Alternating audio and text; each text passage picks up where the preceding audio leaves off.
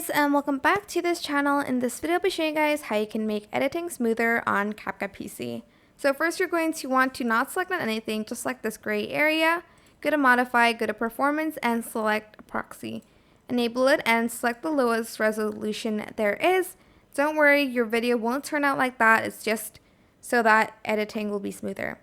Then you're just going to go to menu, go to settings and go to performance.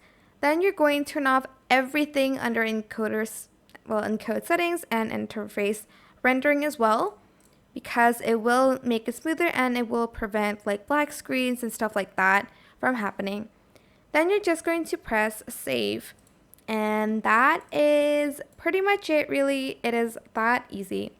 I hope this tutorial was helpful for you guys. Don't forget to like, comment, share. Also subscribe to this channel if you haven't done that already.